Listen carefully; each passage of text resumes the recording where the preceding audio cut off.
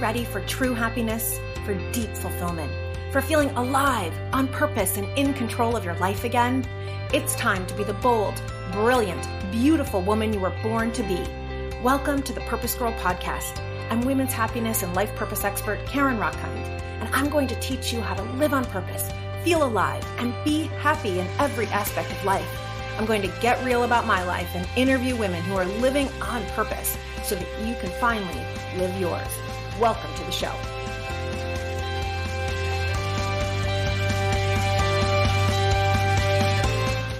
Hello, my purpose girls.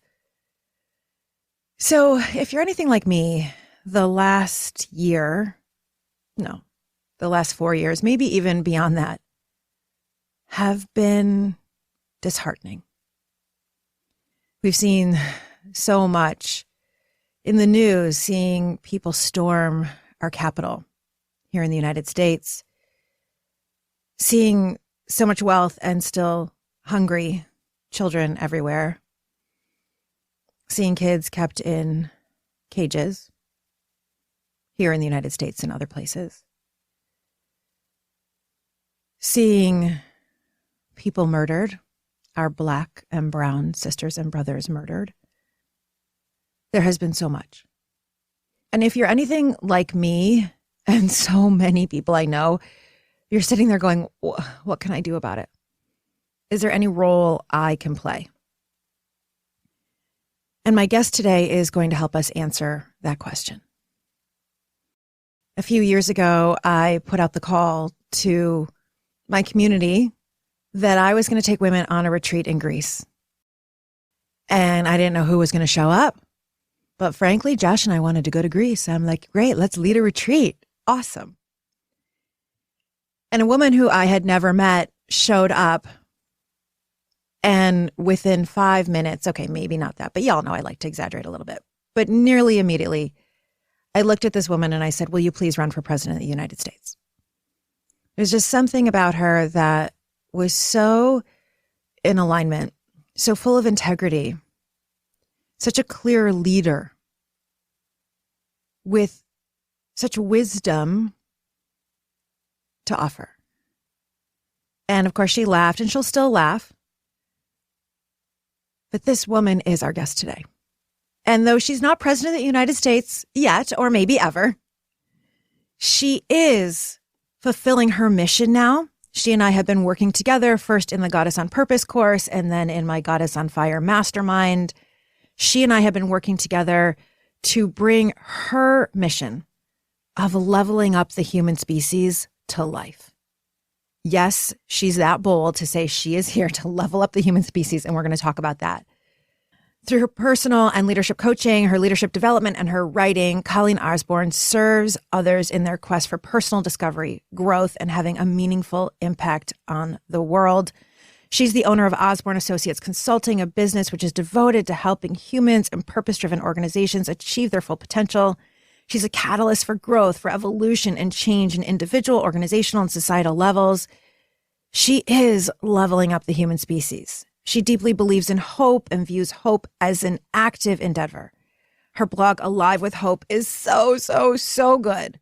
And her daily newsletter, The Good News and Good Do, spreads hopeful messages and teaching all of us, encouraging all of us how to change the world one tiny action at a time. She is also a coach where she works with people on overcoming imposter syndrome so that you too can get your purpose out in the world. She has 30 years of professional experience spanning human resources, training, development, leadership development, coaching, mediation, and so much more. Colleen also enjoys meditation, Qigong. She's taught me and our Goddess on Fire group, Qigong, time with her husband, Hugh, and building community in Wheat Ridge, Colorado, where she lives and where she also started a tiny pantry for people to be able to eat as they deserve. Colleen, I freaking adore you. Welcome to the Purpose Girl Podcast. Hi, Karen. It is so wonderful to be here with you today. So I know we joke about you being president of the United States, but what I saw in you and what I felt from you was that passion for justice for each and every human being treated equally and having equal opportunity.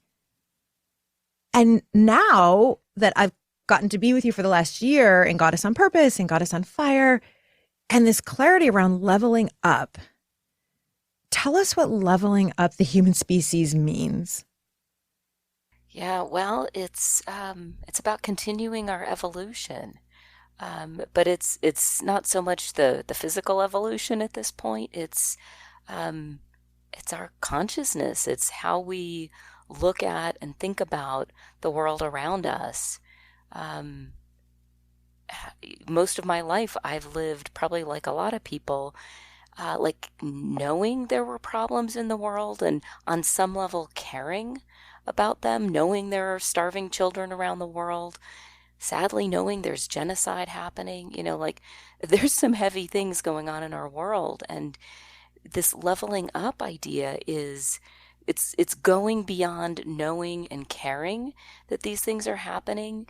It's finding a way to engage, not just living each day of our lives as our lives, but having this broader awareness of these bigger challenges, and in some way every day trying to reach beyond our little circle in our lives to touch somebody, outside of that little circle in our lives. It can feel so overwhelming. Yeah. Right? Like you said, there's so much.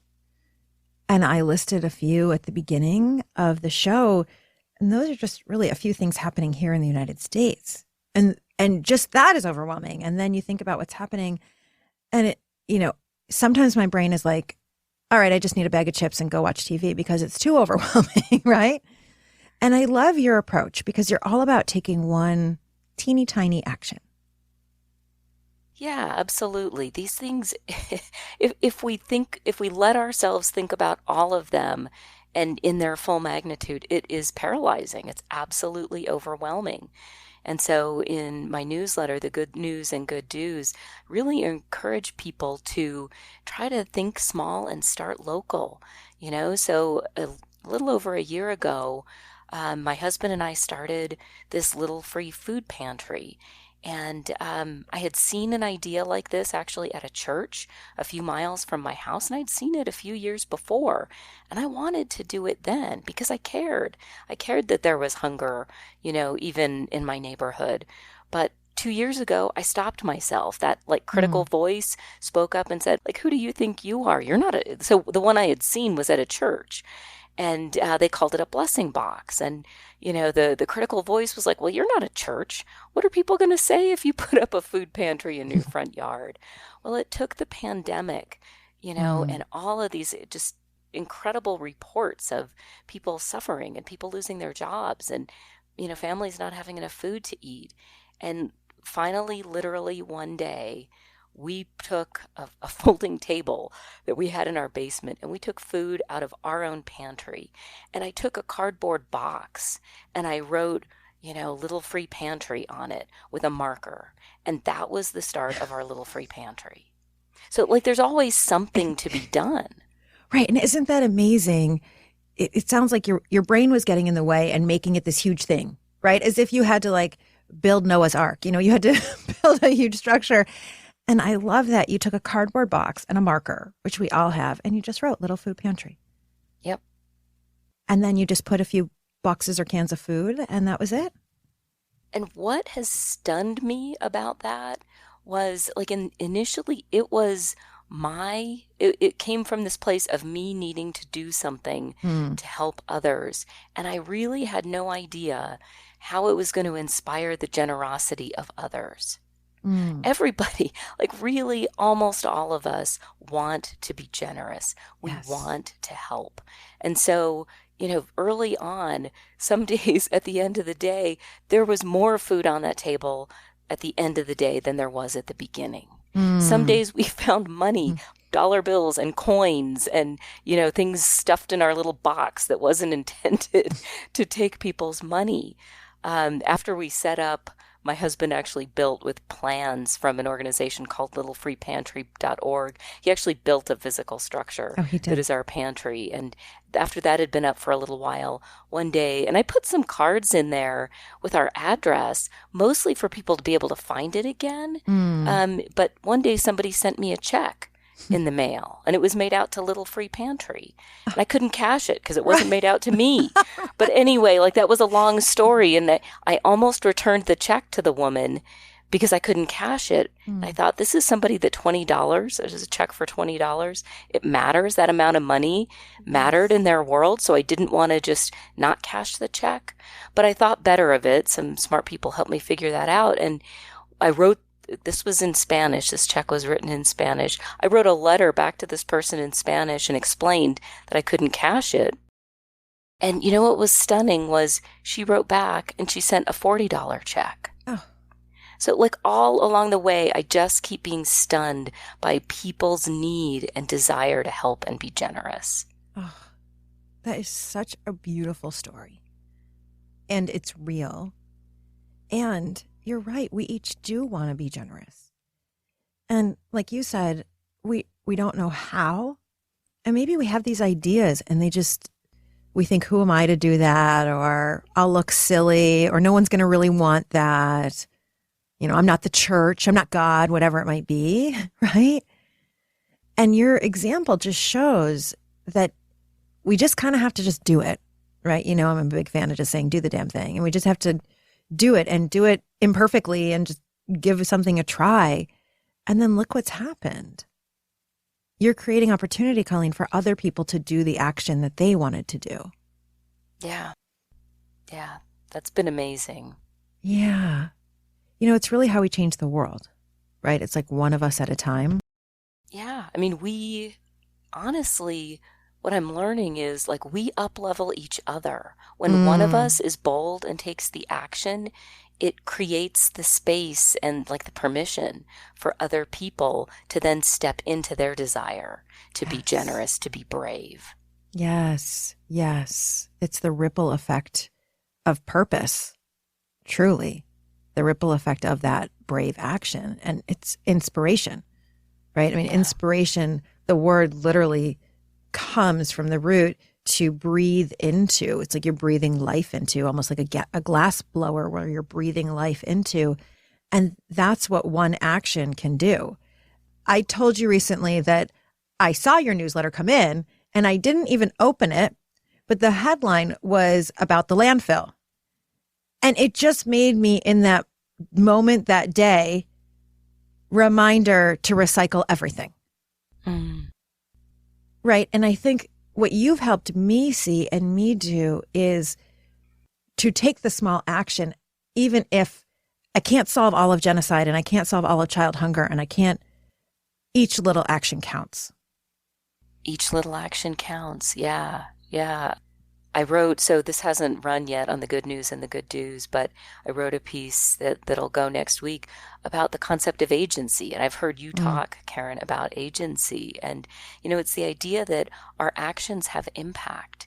They have impact for ourselves in our own lives. They have impact beyond us. And, you know, that's what I'm trying to get people to grasp and, like, to take hold of and not let go of, is this idea that if each of us believes that our tiny actions have impact, and each of us tries little things in our own world, like, we can change the world. But it's that choice to see that we have agency versus believing that we can't have any impact. Right. And, you know, there's a few quotes that I wrote in that piece about agency. You know, one is, so Wayne Gretzky said, you always miss 100% of the shots you don't take. So, like, if we never try, we never accomplish it. That's right. The other quote was Henry Ford that said, if you think you can't do a thing or you think you can do a thing, either way, you're right. So it's true. believing that we can have impact, and then doing the little tiny thing closest to us, the smallest thing we can do. And what I found too is that by doing the littlest, tiniest thing close to us, for me anyway, like, it's enabled bigger action and bigger action and bigger action. Say more about that. I've not always been this person, right, that went beyond caring inside to taking action on the outside. And it was like strangely very hard for me to step into action. I can't tell you like how many years of, I don't know, sort of conditioning I had to shed to put that little free pantry up. And, so doing that, and then having putting a formal installation with concrete in the ground of a little free pantry. It's like taking a stake in the ground and saying, I'm going to do this. And then, I am doing this. I am doing this. I am, right? This is done. Yeah. Yeah. And then I started, because I felt like I wasn't reaching enough people fast enough, we started carrying food and water in our car. And I started approaching people who were on the side of the road, panhandling, or even people who appear to be homeless that aren't panhandling. But I've made friends with people, and now I'm serving on a countywide task force that's trying to address homelessness. Like a little step, I don't know, like a little bit made me think, okay, I can do more. Yeah. I can do more. I can like do it more. Gave you that, it gave you that confidence. It gave you that agency. It gave you that, reinforcement, right? It's almost like we just have to unblock like the first thing. And then we do it and we see, oh, okay, I can do something. Oh, I am making a little impact. Okay, now I can do more. You mentioned though the shedding, right? And you and I have talked a lot about imposter syndrome, and you were like, who am I to up-level society? Like, who am I to up-level all of the human species? And I think if you share that journey with people, it'd be so inspiring, because we all have that thought. Who am I to, right? Whatever your thing is out there, if your thing is working with kids so that they feel confident, or your thing is creating gluten-free baked goods for your community, like whatever your thing is, right? We all have that voice that says, who am I to do that? Yeah. And that voice, and I've been doing some training, some classes around dealing with this inner critic and this imposter syndrome. That voice has some kind of positive intention for us. And it's hard to know that, it's trying to keep us safe. And small is safe. And you and I have had conversations about this. And, for me to step into this idea of talking about leveling up the human species, I had to get to a place of holding it with a lot more lightness. Like, who am I to talk about leveling up the human species? Well, I'm the schmuck who's willing to do it. And actually, there are a lot of people, who in their own way, they're not using that language, but they're working on it. They're doing it in their own way. But, so who am I? Well, I'm somebody who really cares. Who am I? I'm somebody who's willing to read articles about genocide and hunger and blah, blah, blah, I'm somebody who cares and is willing to give it a shot. And if my action, if me speaking out makes it safe or okay for anybody else to then walk that path with me, I'm willing to tread that new territory. Yes. Yes. Thank you for being willing to tread that territory. I remember that moment in our coaching session. This is when you were in the Goddess on Fire program, which is the mastermind that I do, that I don't even usually advertise or promote. It just kind of works out that the right group of women come together. And I remember we were in our coaching session, and there's this heaviness. How am I going to solve world hunger? Right. And I remember that shift as we felt into this part of you that wanted to keep you small and safe. Can we bring levity to it? Can we bring that lightness to it? And that was when you said, I'm the schmuck who's willing to do it, and it was like, yeah, let's have some lightness around our purpose and not make it this, yes, it's important work, obviously. And if we see it as this huge thing, it becomes heavy and pressure. And then I think then there's a tendency to not take any action. Yeah. And, part of, I guess, the decision to step into that was, it's about being willing to be seen and potentially look foolish. So somebody could read the good news and the good news and go, really? Like, who is this woman to think she can write about leveling up the human species? Well, yeah, I guess part of it is the being willing to be seen and look foolish. And part of it is trying to walk that road myself. I can't level anybody else up. Really, what I can do is share the journey that I'm on, and so my good news and good do's, I don't know, I have a piece that'll run this Friday about the relationships that I've formed with these couple of unsheltered or homeless people in my community. I can't tell you really to go make friends with homeless people, but I can share what I've learned and what my experiences have been. So really, who am I? I'm walking this path of trying to up-level myself. And I'm writing about it and sharing it. Willing to look stupid and foolish and willing to make mistakes, because I care. Because there's so many problems that need us. They need us. They need us to come together. They need us to look beyond our daily lives and find tiny ways to start making a difference. Oh my God, yes. Do you all see why I wanted her to be president of the United States, or really any country that she chose to?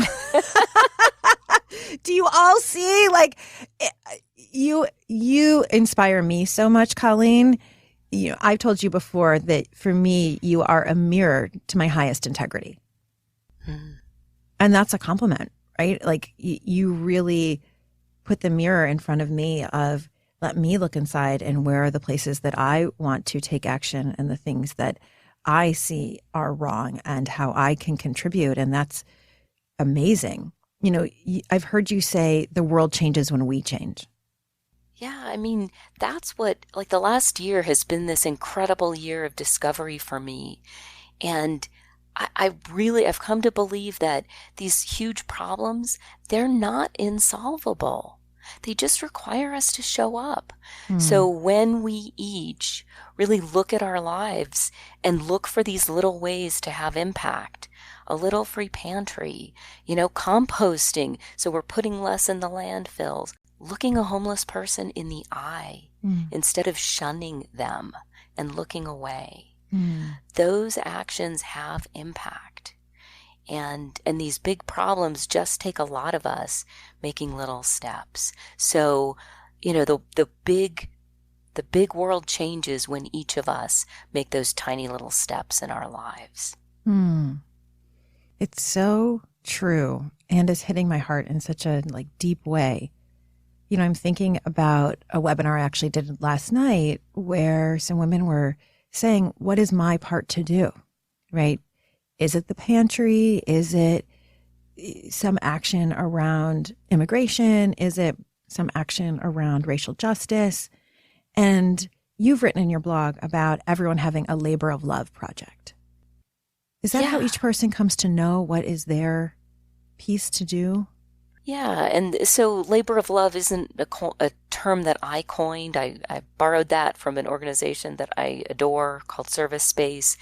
They talk about the idea that in the world, each of us can have a project, a labor of love, something we do, not because it's a paying job, not because it's going to make us rich, but we do it because it comes directly out of our hearts. It is our way to contribute, to make a difference in the world. I don't know it in my head, but I know it in my heart that the world will change when each of us commit in some tiny but regular way to acting on these, humanistic impulses that we all have. The world changes when we each say, you know what, I'm going to make space in my life for one thing that I do that makes a difference. Just one. Yeah. And you said something important there that I kind of want to put a picture frame around. Tiny but regular. Yeah. So, doing something once, great. Doing it on an ongoing and sustained basis, that's where it can have impact.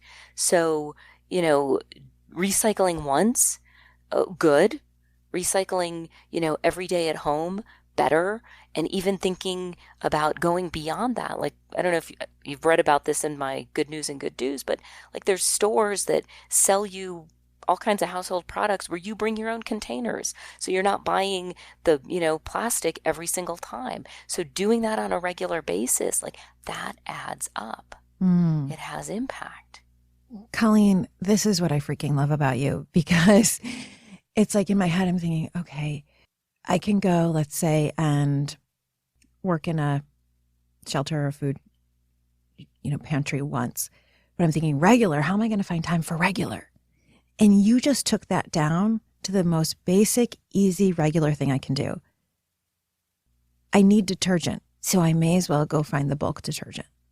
Yeah. That's what I freaking love about you, is making these purposeful actions so doable.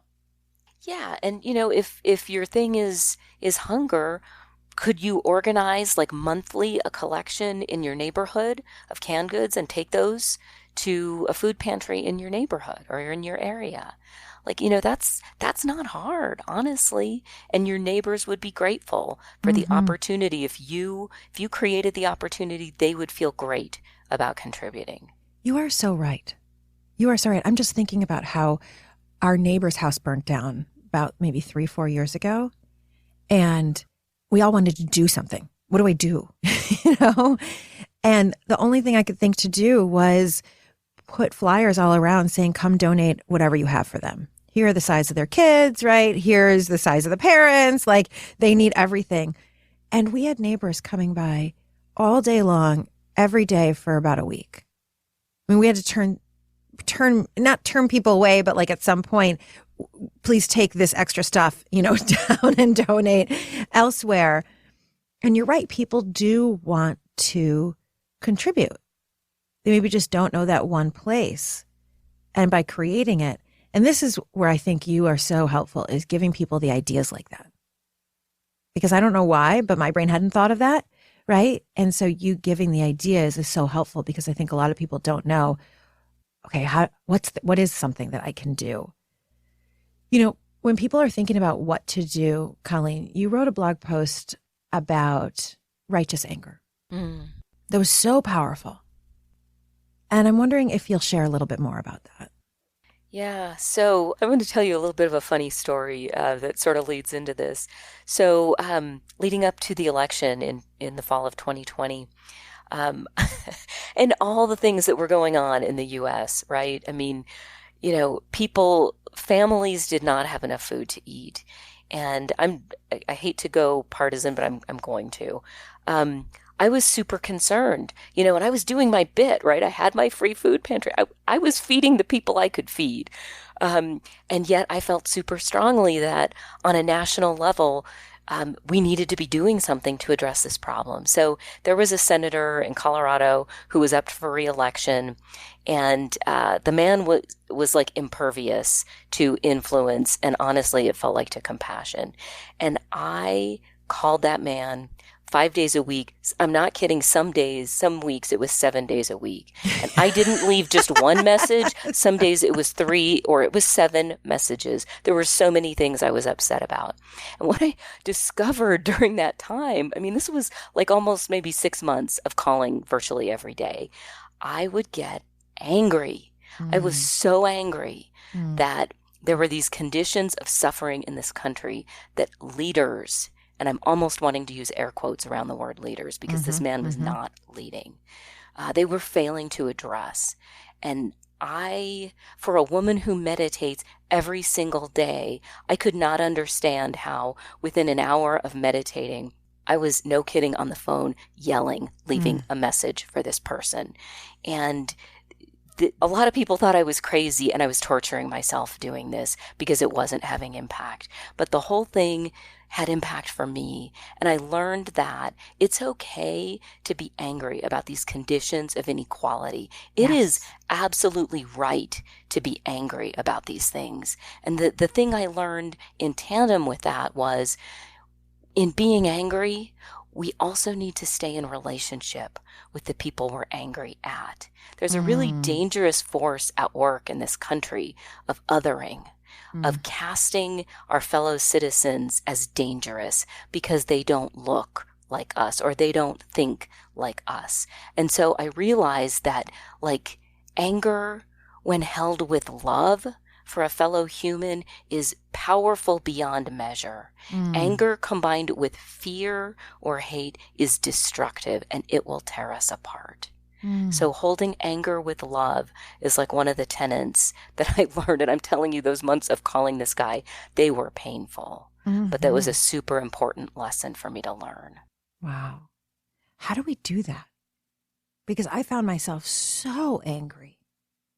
So angry. And I can feel it in my body right now. It's coming up. Like I'm so angry that some of the lies are still being told and still being passed down and against people's interest, right? People are hungry. People are out of jobs. And so I could still get very angry right now. How do we hold anger with love? It's hard.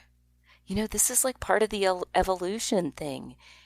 I feel like we are being called on to find almost a godlike love for our fellow citizens, love without regard for people's bad behavior. It's loving them back into the fold. It's loving them and like I'm trying to find empathy for people who are acting badly. And I'm not going to lie, it's hard. But if whatever your concept of a higher power is, I choose to only believe in a higher power that is about love. And so that higher power, I believe, loves us regardless of what we do. And there's a lot going on this earth today that is evidence of humans behaving badly. But that higher power, in my concept, loves us anyway. And they see that we are capable of more. And we as humans, and it's taking a step in our evolution to say, I see you hurting, I see you behaving badly, I see you hurting others, and I know you're capable of more. And I am going to stay in relationship with you, and we together are going to do better. But this is hard. This is hard, and that's how we do it. And I know that this is why you need to meditate every day for an hour, and you need Qigong, and you need all these practices that allow you to stay full because of this, right? Because that's a lot to hold. And it's so much easier, right? You talk about leveling up the human species. Part of our human species is like, can get lazy or get greedy or get right. And it's like, no, you and I took an anti-racist course together. And you talked about having dialogue with people who feel differently than you do or who maybe are ignorant. And that's a beautiful, powerful thing to do. It is. And I don't want to put myself out there as the example of doing it and doing it well. Like these are things that, and I'm working up to it, honestly, holding conversations. I've done it a little bit in ways that felt safe. But having conversations with people with a radically different worldview, and trying not to sit in a place of judgment, but be curious. Like I honestly believe we can solve these problems. And the only way we can do it is by listening with each other. Okay. Now do you all see why I wanted her to run for president of the United States? Like, come on. Because you're so humble, Colleen, that you. So in your journey that I've witnessed, right, from Greece, where you were still in your other full-time work, until now, where this is, you're clear on your purpose and you're moving forward. As we talked about, that overcoming the imposter syndrome was a piece that you needed to do and probably need to do on a frequent basis. I know I do. Right? Yeah. It comes up. It's not like you solve it once and then it goes away. And I know that this is something that you're teaching now as well. Yeah. That, inner critic and imposter syndrome, I realized that like dealing with that, working through that, and you're right, you don't do it once and be done with it, but it's having a process, a way to deal with that as it keeps coming up. Like that's been incredibly important for me on this journey. So yeah, I realized that I had some insights around it. I sort of have a framework that at least organizes my thinking about it. So I'm teaching that, it's part of when I'm coaching with people. Yeah, I feel like each of us working through those issues, because I really believe every human has that to a degree. And if we don't, there's probably something that's not normal in that person's like makeup, and so I'm not saying nobody doesn't have it, double negative, but I think almost all of us do. Most of us, so, yeah. But to unleash the power of human potential, we need to work through this. So it's super important that we each find a way to deal with this. So we can bring our best. The world needs our best, and the world needs it now. That is so true. Right. We need to get over our imposter syndrome. We need to realize that we are not imposters. I was working with a client yesterday who started with who am I to do this? And so I said, okay, well, let's look into who are you to do this? Like, let's just answer the question. And I said, and what else? And what else? And we came up with a list of at least 20 reasons why she is the right person to do this. One of her things was, I'm too old. And then what is true about you being your exact age? And we went through all the wisdom of her life experience. Right. And so it's like, who are you to do this? You are you to do this. And I love that you teach people in your coaching and in your work to shift that. So, Colleen, we've talked about so much. And, something that I'm so inspired by you is that you do seem to stay grounded through doing all this really hard work. How do we do that? How do we stay centered and grounded through when we have imposter syndrome, when we want to change the world and it seems like our actions aren't enough, when we have that anger, even if it's anger and love? How do we stay grounded and centered through it all? Well, personally, I think having some regular, again, you hear regular practices that we do. So for me, meditation is how I start every single day. And it makes me better in ways that I don't even necessarily consciously know. But some things I do know about meditation, it helps us stop, notice our thoughts and interrupt them. And I think that's part of tapping into our power, is stopping the reel of thoughts that run in our head that sometimes we're not even aware of. We have to gain awareness of it and then say, wait, oh, there's that critical voice. Oh, she's talking. She isn't necessarily speaking truth. So it's that. So some kind of regular practice. Yours might not be meditation, but some kind of mindfulness, prayer. So it's connecting to, I guess, the quietness inside of us. And then, for me, one thing that it has been incredibly important over the last year is purposefully going after good news, inspiring news, stories of humans being brave and courageous. So an organization I mentioned before, Service Space, they have a website called Karuna Virus. Karuna is a Sanskrit word for compassion. And they created this website, early in the pandemic with this tagline of Karuna spreads faster than Corona. So it's all these stories of people being, compassionate and courageous. And anyway, the website helped me from the time I saw it. And then I started volunteering with them. And every day I read 2 good news stories and I write this couple sentence summary of it. And it's been transformational, this impact of staying every day connected to good news. Like, I need it. Actually, on Sunday, I got in to do my little volunteer gig. There were no stories to summarize. And it was like, whoa. No, I need my stories. I need my good news. And this is what you're offering to people with the good news and the good do's. Yeah. So the idea with the good news and the good do's is good news is not in the religious context, but it's literally, I'm linking to some of these little story summaries from the coronavirus site These stories overwhelm me. They bring tears to my eyes, and they help me know that I can. So, it's the good news that helps us know we see that humans are doing good in the world. And if other people can do it, we can do it. And then the good news is where I try to create little bite-sized tiny actions. And honestly, I'm learning it's a lot of reflection. We can't just go out and do, but it's about our way of being in the world. So the good news and the good do's helps us connect to the goodness that's there, look at ourselves and do that personal work, the on the inside work, and then we can go out and be the change.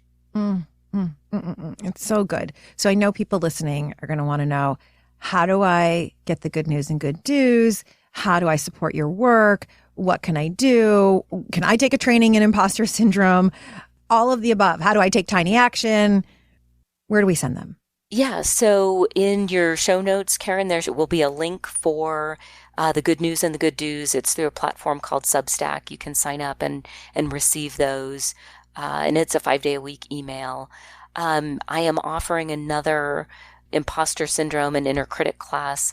But I will be offering that regularly. Amazing. People can email me. I'll go ahead and Karen. We'll put that in the show notes too. There we go. People can email. And my blog is called Alive with Hope. It's www.alivewithhope.com. So yeah, we need hope in this world, and then we need action. Do we ever? Do we ever? Do we ever? Colleen, I always learn so much with and from you. Thank you so much.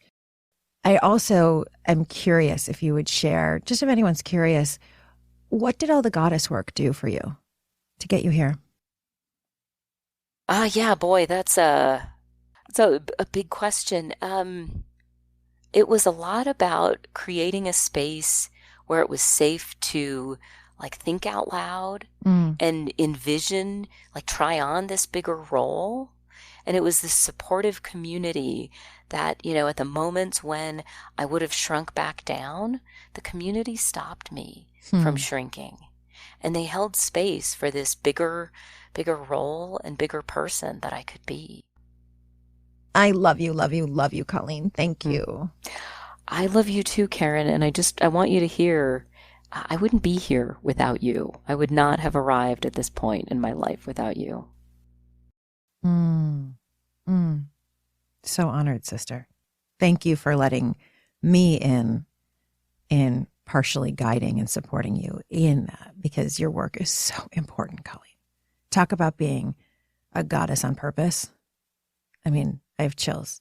You are the epitome, the embodiment.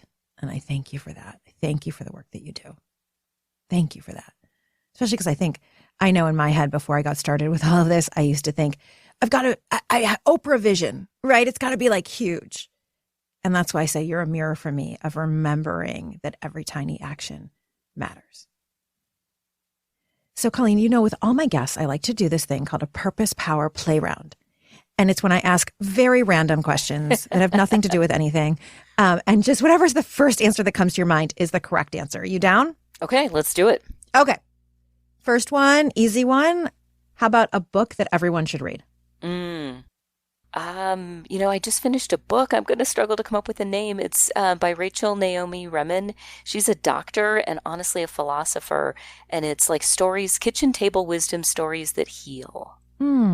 She's a beautiful soul doing beautiful stuff in the world. Oh, that sounds beautiful. That sounds beautiful. Tell us the 5-year vision. Holy moly. I don't even know if I have a 5-year vision, but if I made it up right now, I don't know, Karen, I might actually be figuring out how to unearth the landfills. Remember we talked about this? I had this crazy idea. I love you so much. To empty the landfills and figure out how we really dispose of the waste. So maybe in 5 years I'll be doing that. Yes! Do you all see, is anyone else joining me in the Colleen Osborne for President campaign 2024 or maybe 2028, depending on what Biden does? I mean, come on. So good. Yes, yes, yes, yes, yes, yes. What did you want to be when you were a little girl? Oh, that's funny. So I just wanted to be like a mom and a wife, a homemaker. Oh, interesting. Well, the essence of that is love. Yeah. And you are love in this world, that's for sure. I'm trying to be. I feel like we're all your kids. Like you're mothering every person that you're feeding and mothering and obviously befriending all the beautiful humans, that are unsheltered. I love that you said that, or homeless. Yeah. Yeah. All right, last question. What's one thing that you want every woman listening to know? Well, so Karen, this is sort of your message, and I guess it doesn't hurt to reinforce it. Each of us has something that the world needs, and there is no other moment than right now. I feel like, we're sort of on the edge of either solving these problems, coming together to be on the path to solve these problems, or things really, sadly, going a different direction. So we're at choice. This is the moment to bring absolutely everything you have to the game, to this world. There's no other moment but now. A woman, sister.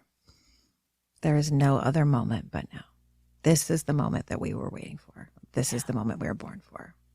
Colleen, you speak to my soul. You level up my humanity. You remind me of what is possible. And you empower me to take action. And I know that you have done the same for every single person listening to this. So thank you for being on the Purpose Girl podcast. I freaking love you. Love you. Love you. Love you. Love you. Who would have known from swimming in our pool at our villa in Greece until now that this is where we would be? Who would have known? No idea. I had no clue. Love it.